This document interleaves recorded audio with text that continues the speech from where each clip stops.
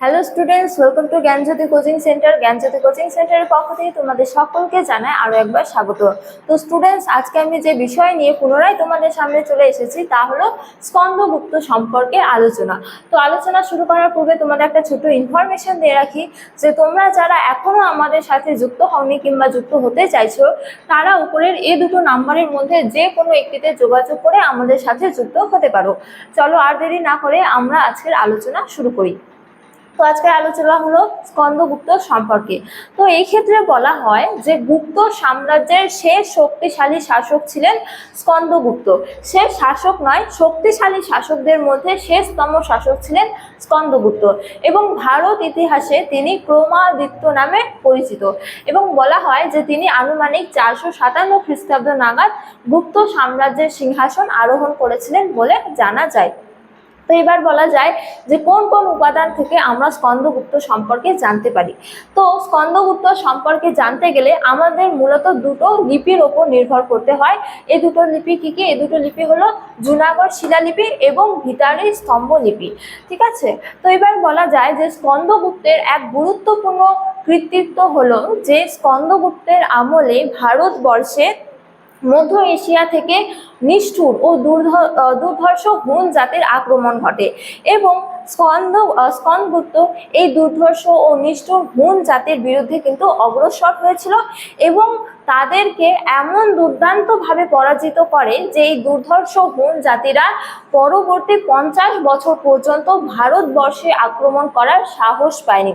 তো হলো হচ্ছে যে হুন জাতির বিরুদ্ধে স্কন্দগুপ্তের এই সাফল্যের জন্য স্কন্দগুপ্তকে ডক্টর রমেশচন্দ্র মজুমদার ভারতের রক্ষাকারী এবং সেভিয়ার অফ ইন্ডিয়া বলে অভিহিত করেছেন।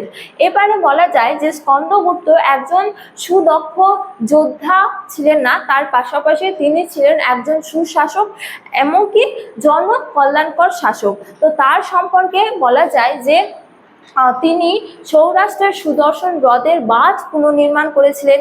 এছাড়া তিনি নালন্দায় এক বৌদ্ধ বিহারও নির্মাণ করেছিলেন বলে জানা যায়। এছাড়া তিনি বৌদ্ধ ধর্ম এবং কি বিদ্যা চর্চার পৃষ্ঠপোষক ছিলেন বলে জানা যায়। তো স্কন্দগুপ্ত সম্পর্কে বলা হয় যে নিরন্তর যুদ্ধ বিগ্রহে লিপ্ত থাকার জন্য তার আমলে গুপ্ত অর্থনীতি কিছুটা অবক্ষয় হয়েছিল এবং মুদ্রায় যে ছিল তার মুদ্রায় খাদের পরিমাণ বেশি ছিল বলে বলা হয়। কিন্তু হলো হচ্ছে যে অধুনা স্কন্দগুপ্তের মুদ্রাগুলি বিচার বিশ্লেষণ করে এই তথ্যকে সম্পূর্ণ ভুল বলে অভিহিত করা হয়। তো বলা হয় যে তার আমলে গুপ্ত অর্থনীতি প্রায় উন্নতই ছিল এবং বলা হয় যে স্কন্দগুপ্ত ছিলেন স্কন্দগুপ্ত ধর্ম নিরপেক্ষ নীতি মেনে চলতেন এবং তিনি বিষ্ণুর উপাসক ছিলেন বলে জানা যায়।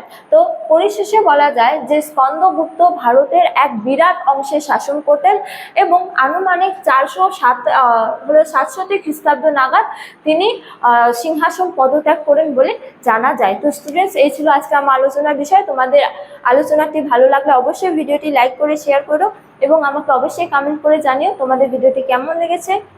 তোমাদের সাথে দেখা হবে অন্য এক ভিডিওতে অন্য এক টপিক নিয়ে। ততক্ষণ ভালো থাকো, সুস্থ থাকো। Thank you.